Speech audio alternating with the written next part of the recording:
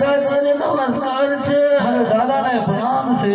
એ હમણાં હું કામ બોલાવો છો? તમને એટલે બોલાવ્યા છે કે આપણા રાજાજી વનવાસ જવાના છે, માટે પણ કસમ પકડવાના છે. આ બાજુ જઈને બેસો.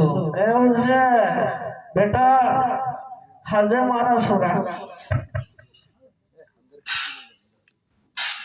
હા હા વારી લાલો રે મારો આયા રે આજ મેરા રાગ મારા જાન રે આયા વજો હીરે દામલ રે મેરા મારા જાન રે